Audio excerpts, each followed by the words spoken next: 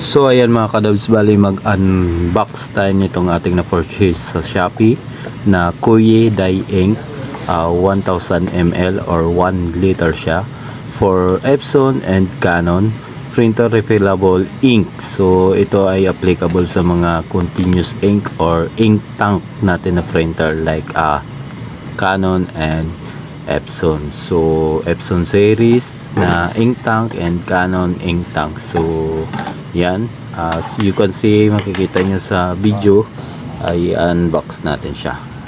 So ayan, thumbs up din pala sa sealer na to at maganda yung pagkakabalot niya. So hindi tinipid siya sa bubble wrap at saka may parang plastic pa siya na nakabalot.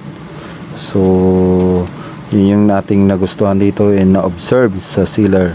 So thumbs up sa you sealer and salute sa and secure yung ating biniling ink bottle. So siyempre sa biyahe niyan at sa pagta-travel ng ating pinurchase, kung hindi niya naka-double plastic at walang bubble wrap sa pagkarga ng sa sasakyan, edi madali siyang matapon. So yung ink bottle din naman natin ay may plastic din sa mismong pinaka bottle niya. So very thumbs up dito sa product na to. And yun nga pala mga kadabs, bali kaya tayo nag-purchase nito kasi para din sa economy ng ink, since dito sa aming department nagpiprint kami ng payslip, so maramihan yon, and nagpiprint kami ng work order and inventory, so marami pa kaming piniprint, kaya mga checklist.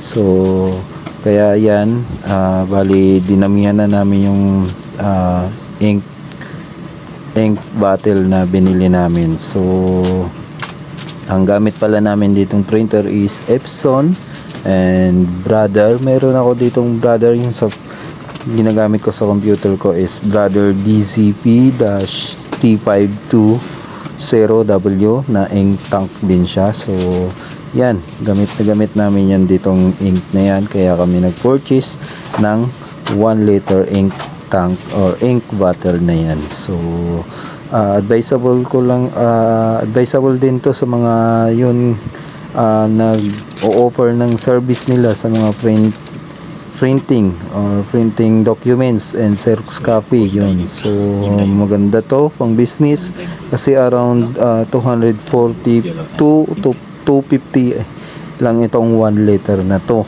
So ang ink na to or ink bottle na to is dye ink siya na Koye brand. So applicable din yung dye ink sa FIFR, sa mga print na typical na ginagamit natin sa papel na ink.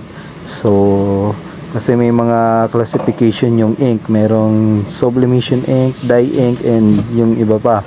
So yung sublimation yung pina-print sa sublimation paper din na ginagawa ko dati na pang print sa t-shirt na yung mga pang business na printing t-shirt. So yun yung sublimation ink.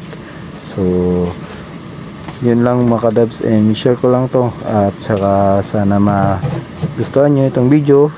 Sana may na-share na naman tayo at may konting tips sa mga user ng continuous ink. So yun pala, advisable ko lang din sa mga office din, kung hindi nyo madalas gamitin yung colored sa pag-print, edi dapat kailangan mag-print kayo once a week ng colored sa inyong printer para hindi masira agad yung printed head nyo or print out nung inyong printer. So advice ko lang yan sa inyo para hindi agad masira and defect yung print out or printed head. So yun lang mga kadabs, and thank you for watching. Enjoy watching.